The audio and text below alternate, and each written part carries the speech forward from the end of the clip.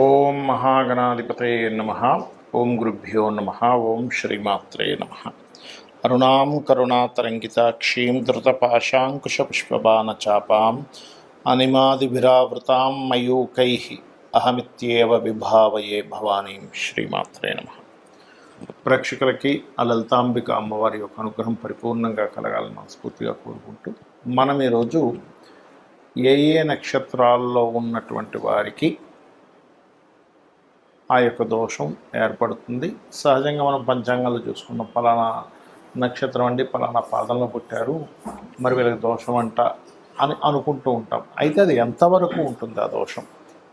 కేవలం నక్షత్రాన్ని మాత్రమే చూసుకోవాలా? వాళ్ళ గుణగణాలని నక్షత్రంలో మేళవించి చూసుకోవాలా? అదేవిధంగా దానికి ఎటువంటి పరిహారం చేసుకుంటే బాగుంటుంది అనేటువంటి విషయాలు, మరియు దీంతో పాటు నక్షత్రం తెలియదండి కానీ నాకు ఏదో ప్రాబ్లం ఉంది, ఆ ప్రాబ్లంకి తగ్గట్టుగా మీరే పరిహారం చేసుకోవాలి అనే విషయాన్ని ఇప్పుడు మనం చెప్పుకుందాం. అయితే ఈ యొక్క అంశాలు చెప్తుంది నేనైనప్పటికీ కూడా చెప్పిస్తుంది సాక్షాత్ లలిత అమ్మవారిగా భావిస్తూ ఒక్కొక్క రాశి గురించి, నక్షత్రం గురించి మనం తెలుసుకుందాం. కుంభరాశి. కుంభం అంటేనే వీళ్ళు కొంచెం ఎప్పుడు ఆనందంగా ఉండాలి, నలుగురిని ఆనందంగా ఉంచాలనే కాన్సెప్ట్ తప్పితే మరొకటి ఉండదు. కుంభం వారి కనుక చూసుకుంటే ధనిష్ట 3-4 పాదాలండి. ఈ నక్షత్రంలో కనుక పుట్టారు అంటే మొండిగా ఎలాగైనా సరే నేను సాధించేసేయాలనే లక్షణాలు చాలా ఉంటాయి బిజినెస్లో. మరి వీరు కూడా ఆంజనేయ స్వామి ఆరాధన కానీ, సుబ్రహ్మణ్యేశ్వర స్వామిని కానీ ధ్యానం చేసుకున్నట్లయితే అద్భుతంగా ఉంటుంది వీళ్ళ లైఫ్. ఇక శతభిష నక్షత్రం చాలా అద్భుతమైన నక్షత్రం ఇది. శతభిష నక్షత్రం వీరికి ఏంటంటే కొన్ని భయాలు ఉంటుంటాయండి. చిన్న చిన్న విషయాలు అమ్మో అని భయపడుతూ ఉంటారు, ఉలిక్కి పడుతూ ఉంటారు. ఇవి కొంచెం అంటే చంద్రుడు రాహు నక్షత్రంలో ఉండి కుంభంలో ఉన్నాడుగా, అందుకని శతభిష నక్షత్రానికి ఈ లక్షణాలు కాస్త ఉంటాయి. అయితే వీళ్ళకి శతభిష నక్షత్రం వారికి కూడా ఏమిటంటే కొంచెం ఆశ, అంటే ఎటువంటి ఆశ, ఇంకోటి తీసేసుకుందామని కాదు, జీవితం ఖచ్చితంగా ఏదో రోజు బాగుంటుంది అనేటువంటి దాంతో వీళ్ళ లైఫ్ ముందుకు వెళ్తూ ఉంటుంది. కాకపోతే కొన్ని కారణాల వల్ల తల్లిగారు చాలా ఇబ్బందులు కూడా కొంత గురవుతూ ఉంటారు శతభిష నక్షత్రం వారికి. కాకపోతే ఏంటంటే ఈ శతభిష నక్షత్రంలో పుట్టిన వారికి ముఖ్యంగా దుర్గా ఆరాధన చేయడం, జల తర్పణాలు వదలడం, పితృదేవతలకి తర్పణాలు వదలడం చేసినట్లయితే అన్ని విధాలా బాగుంటుంది. ముఖ్యంగా ఏకాదశి వ్రతం చాలా బాగా కలిసి వస్తుంది. శతభిష అందరికీ కలిసి వస్తుంది, అందులో ఎటువంటి లేదు, ఇబ్బంది లేదు. కాకపోతే ఇక్కడ ముఖ్యంగా ఏంటంటే వీళ్ళు ఎవరికి కూడా బిజినెస్లో నమ్మి ధనాన్ని పెట్టకూడదు, నష్టపోతుంటారు, అంటే మోసపోవడం జరుగుతుంది శతభిష నక్షత్రం వారికి. ఇది ప్రధానంగా గుర్తుపెట్టుకోండి. మరలా వీరికి బుధుడు ఎలా ఉన్నాడో కూడా చూసుకోవాలి. ఇక పూర్వభాద్ర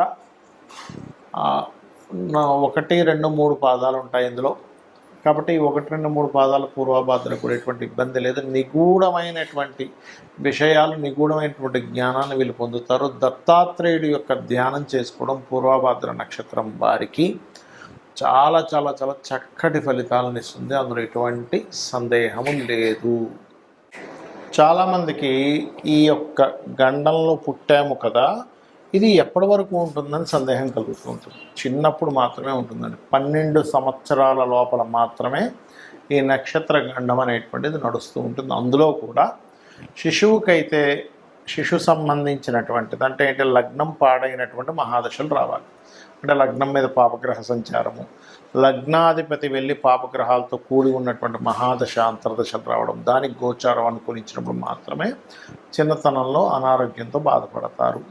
దానికి నక్షత్ర శాంతి మరియు అదేవిధంగా ఆ గ్రహశాంతి, నక్షత్ర గ్రహశాంతులు, శివాభిషేకం చేసుకోవడము, ఇంట్లో ఏదైనా పారాయణం చేయడము, చండీ పారాయణం లాంటివి చేసుకుంటే క్లియర్ అయిపోతుంది. పెద్ద అయిపోయిన తర్వాత మీరు దాని గురించి ఏమిటి 1% కూడా పనిచేయదు, గుర్తుపెట్టుకోండి. ఇక తల్లికి తండ్రికి అన్నారనుకోండి, ఇందాక నేను చెప్పినట్టుగా చంద్రుడు పాడవాలి, రవి పాడవాలి తల్లిదండ్రి అయితే, అప్పుడు వాళ్ళకి సంబంధించిన దానము శాంతి చేసుకుంటే అక్కడ క్లోజ్ అయిపోతుంది. దాని గురించి జీవితాంతం మీరు బాధపడుతూ ఆలోచించాల్సిన అవసరం లేదు.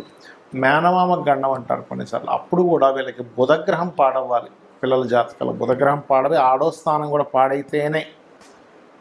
అలాగా కండిషన్ చూసుకోకుండా ఊరికే మేనమామకి గండం అంటనే అనుకోవడానికి వీలు లేదు. ఇది ఖచ్చితంగా చెప్తున్నాను. మీరు కావాలంటే ఒక 10,000 జాతకాలు తీసుకొని రీసెర్చ్ చేయండి.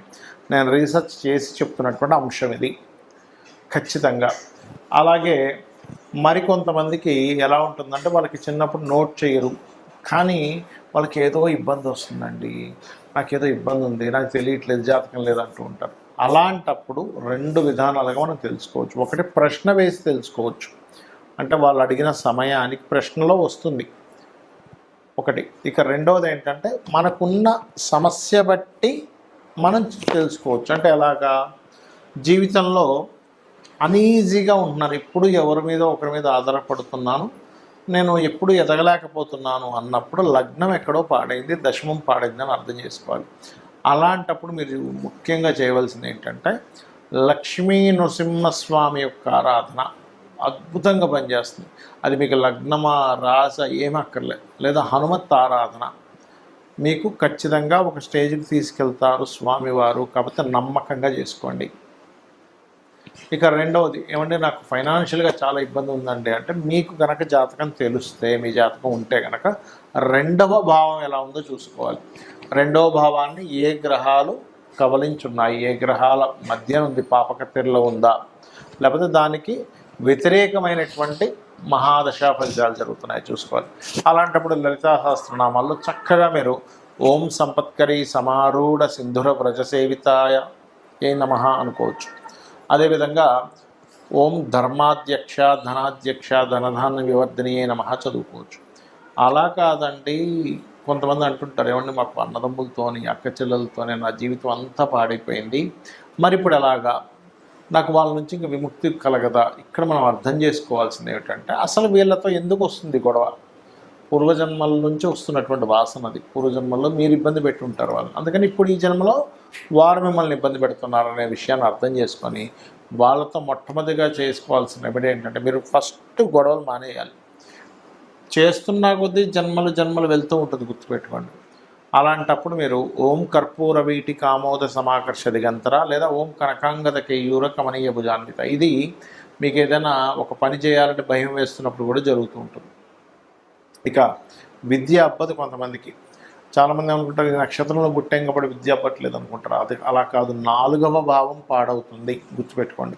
అప్పుడు మీరు చేయవలసింది ఏమిటి అంటే 4వ అధిపతి ఎలా ఉన్నాడు, బుధుడు ఎలా ఉన్నాడో చూసుకుంటూ పర్టికులర్గా మీరు మీ యొక్క జాతక చక్రంలో 4వ అధిపతి ఎలా ఉన్నాడు ఏమిటని చెక్ చేసుకొని దానికి సంబంధించిన రెమెడీలు చేసుకోవడము, అందులో ముఖ్యంగా హయగ్రీవ స్తోత్రం చదువుకోవడం చేస్తూ ఉండాలి.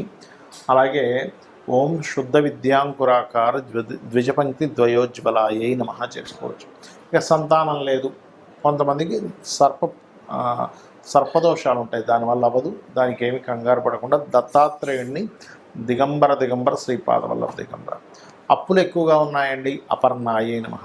వివాహం అవ్వట్లేదండి, ఓం కామేశబద్ధ మాంగళ్య సూత్ర శోభిత కందర నమః చూసుకుంటూ 7వ స్థానం ఎలా ఉందో చూడాలి. అప్పుడు ఎక్కువగా ఉన్నాయంటే 6వ భావం ఎలా ఉందో చూడాలి. గండాలు ఎక్కువగా అవుతున్నాయి, ఇప్పుడు మనం అనుకున్నాం ఏ నక్షత్రానికి ఏ గండం అని. అలాంటప్పుడు మీరు చేయవలసింది ఏమిటి అంటే గండానికి కారకుడు ఎవరు, అష్టమాధిపతి. సడన్ ఇన్సిడెంట్స్, సడన్ గ్రోత్ ఉంటుంది, సడన్ డౌన్ ఉంటుంది అంటే అష్టమాధిపతి వల్ల. బాగుంటేనేమో ఒక్కసారిగా 2-3 సంవత్సరాల్లోనే కోట్లకు పాడగెత్తారు, బాగోపోతేనేమో డౌన్ అవుతారు. ఇది ముఖ్యంగా చూసుకోవాలి. అలాగే భాగ్యం ఎప్పుడైనా గుర్తుపెట్టుకోండి, భాగ్యాధిపతి బాగున్నాడా ఇంక తిరుగులేదు, వాళ్ళ లైఫ్ భగవంతుడు దగ్గరుండి నడిపిస్తాడని అర్థం చేసుకోవాలి. పాడయ్యాడా, ఓం హరనేత్రాగ్ని సందగ్ధ కామ సంజీవన ఔషధి. కెరియర్ సరిగ్గా లేదండి, ఓం మాణిక్య మకుటాకార జానుద్వై విరాజితాయ నమః. బెల్లము దానంగా ఇవ్వడం, నువ్వులు దానంగా ఇవ్వడం, గోవులకి భక్తి శ్రద్ధలతో భావనతో గోవులకు బెల్లం తినిపించడం చేయండి. ఏమంటే సక్సెస్ రేట్ లేదు, ఆనందం రేట్ లేదనుకునేటువంటి వారు ఓం ఇంద్రగోప పరిక్షిప్త స్మరతోనా భజంగికాయే నమః చేసుకోవాలి.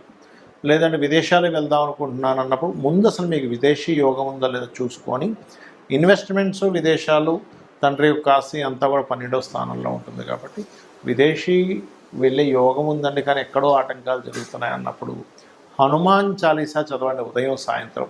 ఖచ్చితంగా మీకు ఆ స్వామివారు మీకు ఏదైతే అవయోగంగా ఉందో ఆ యొక్క అడ్డును తొలగించి మీ యొక్క సంకల్పం నెరవేరేలా చేస్తారు. శ్రీమాత్రే నమః.